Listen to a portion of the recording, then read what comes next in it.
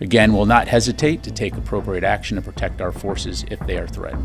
Who is responsible for that attack? Who did the U.S. military target on Tuesday? We do know that there are Syrian regime forces in that area, but in terms of at that moment and who is doing what, that's something that... In light of the quick advances the opposition in Syria is making, if you can explain a little bit how the Pentagon will address the new circumstances on the ground in Syria. Will the U.S. reach out to H.T.S? Separately on Tuesday, I highlighted U.S. self-defense strikes in the vicinity of MSS Euphrates in Syria when U.S. forces faced an imminent danger due to several threats to include rockets and mortars fired in the direction of U.S. forces in the area. U.S. Central Command has advised that 3 U.S. service members are being evaluated for possible TBI. As you know, those numbers can fluctuate, and I'm not aware of any other injuries at this time. Again, we'll not hesitate to take appropriate action to protect our forces if they are threatened. Going back to Syria, you mentioned the 3 service members being evaluated for TBIs. Who is responsible for that attack? Who did the U.S. military target on Tuesday? Yeah, again, as I highlighted on Tuesday, I mean, that's something that we're still assessing. It's, again, important to highlight that region has been the so first of all, we know that Iranian backed militia groups operate in that area. We also know that Syrian regime forces operate in that area. But this location has been used in the past by groups like Iranian backed militias to target U.S. forces at MSS Euphrates.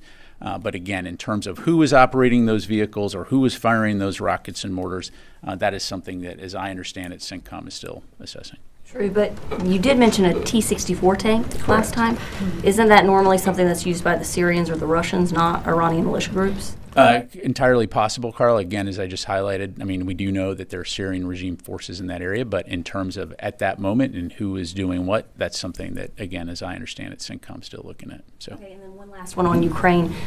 Is the Pentagon still committed to using up all of the funds that Congress approved to send to Ukraine? I think we're at $6 billion PDA left and $2 billion roughly in USAI.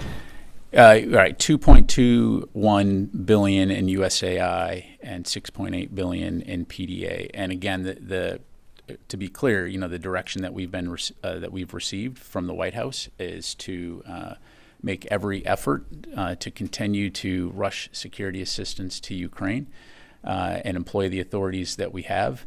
And we're doing exactly that. I mean, the thing that hasn't changed is the sense of urgency within the department in terms of supporting Ukraine, understanding that the fight that they're in, and we've been doing that for upwards of 3 years, almost 3 years now, and we'll continue to do that and continue to ensure that we're speaking with them and our allies and partners to enable Ukraine to defend its freedom and its sovereignty. In light of the quick advances the opposition in Syria is making, if you can explain a little bit how the Pentagon will address the new circumstances on the ground in Syria.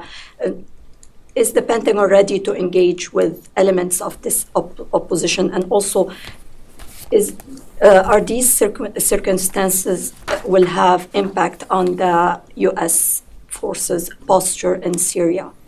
So let me make sure, just to clarify, are you asking, will the U.S. reach out to H.T.S? Don't miss out. Log on to Oneindia.com for more updates.